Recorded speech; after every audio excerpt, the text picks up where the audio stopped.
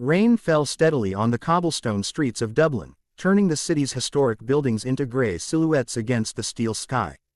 Puddles reflected the neon signs of late-night shops, while the wind whispered through narrow alleys.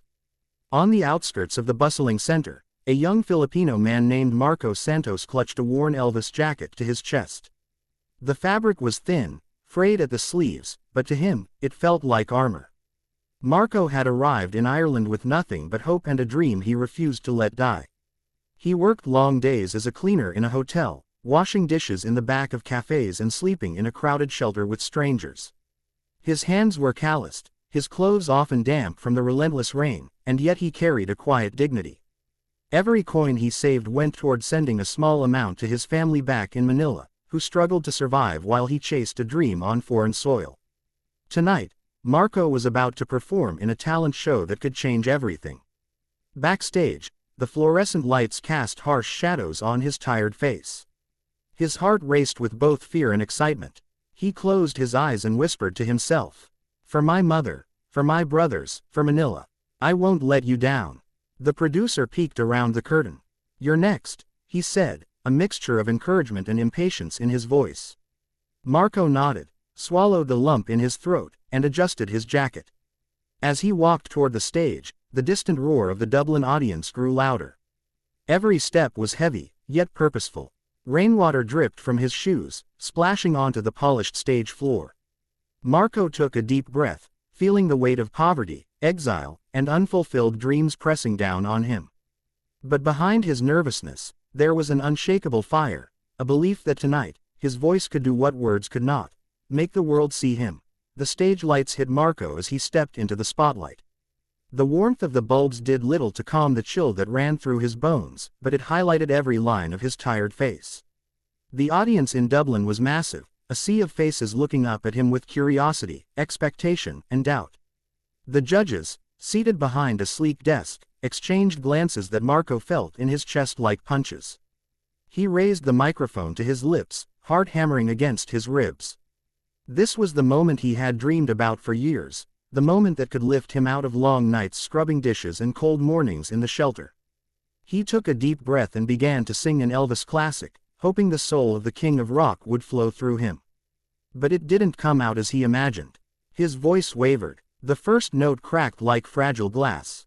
His hands shook. He tried to channel confidence, tried to hit the familiar chords, but the years of exhaustion, hunger, and fear weighed heavily on his young frame. After 10 agonizing seconds, a harsh red light blinked. The sound of the buzzer pierced the air like a verdict from the heavens.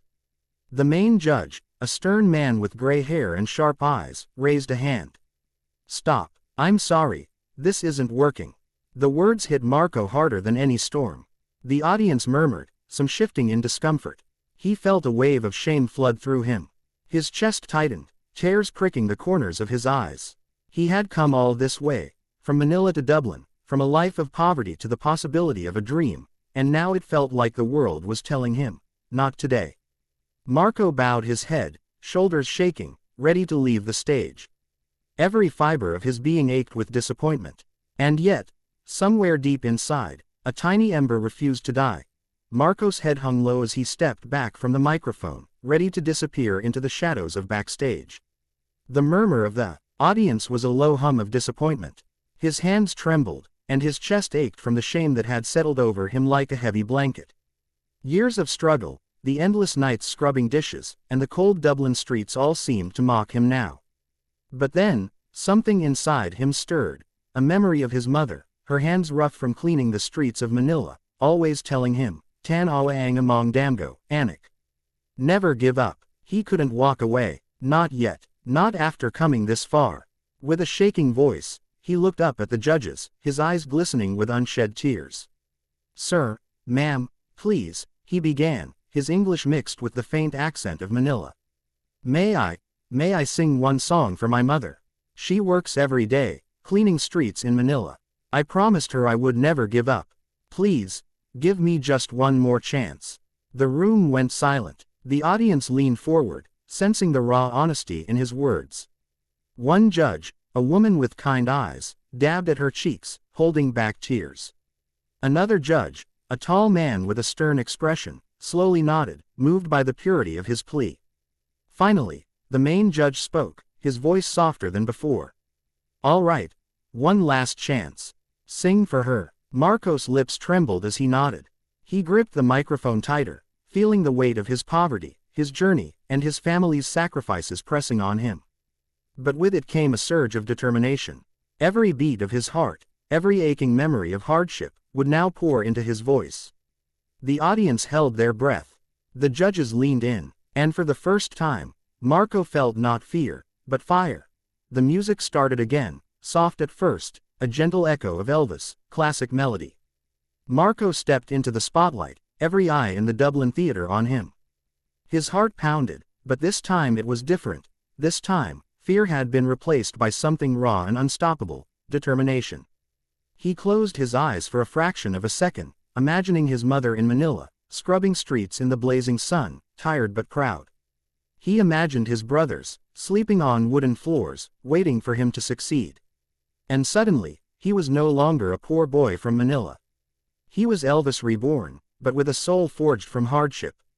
The first note escaped his lips, trembling at first, then growing stronger, surer. It filled the theater, every corner vibrating with emotion. Marco moved with the music, his fingers snapping, his hips swaying, yet every gesture carried the weight of his story. He sang not just for the judges, not just for the audience, but for every small dreamer who had ever been told, no. The audience was silent, spellbound. Some held their hands to their mouths, others leaned forward in disbelief. One judge, a woman with tears already streaming down her face, whispered under her breath, "I can't." It's like he's channeling the soul of every dreamer who's ever been ignored. Marco hit a high note, his voice soaring, full of pain, hope, and defiance. The judges exchanged glances, their expressions a mix of awe and shock. One judge, a stern man who had seemed impossible to impress, slammed his hand on the table. This is incredible," he shouted. By the final note, the theater erupted. The audience rose to their feet, applause thunderous and unrelenting. Tears streamed down the judges' faces. Marco sank to his knees on the stage, exhausted, trembling, overwhelmed. His voice had done what his words could not. It had told his story, raw and unfiltered, and it had shocked everyone. For the first time in his life, Marco felt the weight of hope lift off his shoulders. Manila, poverty, struggle, they were all behind him now, if only for this moment. He had conquered fear, and the world had watched in awe. Silence fell for a heartbeat. Then, slowly, the theater erupted. Applause thundered, echoing off the walls of Dublin's Grand Hall. Marco sank to his knees, trembling, the worn Elvis jacket heavy on his shoulders, soaked from sweat and the lingering drizzle that had somehow followed him from the streets. The audience was on its feet, cheering, some crying openly. Judges, faces wet with tears, stood and clapped with unrestrained emotion. One judge, the woman who had wiped her cheeks in Scene 3, whispered through sobs. He didn't just sing, he lived it. Every struggle, every tear, every dream in his heart. The stern judge who had slammed the table earlier reached across the desk, placing a hand over his heart. "I've judged hundreds of performers, but I've never felt a performance like this. He's not just talent, he's the voice of every forgotten dreamer." Marco looked out at the crowd, blinking back tears. Faces of strangers had transformed into a mirror of hope and awe.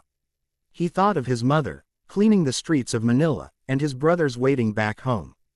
His voice had carried their sacrifices, their love, their struggles, across oceans and into hearts that had never known him. He stood slowly, hands pressed to his chest, and spoke, his voice shaking but proud. "This is for Manila, for my family, for anyone who's been told they can't dream." The crowd erupted once more, the clapping deafening. Flowers were thrown onto the stage, some even reaching him as the audience chanted his name. Marco's knees buckled under the weight of emotion. For the first time in his life, poverty, fear, and doubt were eclipsed by pure, undeniable triumph. From the back of the theater, a single tear rolled down a judge's cheek. From Manila to Dublin, from the streets to the stage, a Filipino Elvis had conquered hearts. And as Marco raised his arms to the sky, letting the applause wash over him, he knew one thing with clarity: his dream had only just begun.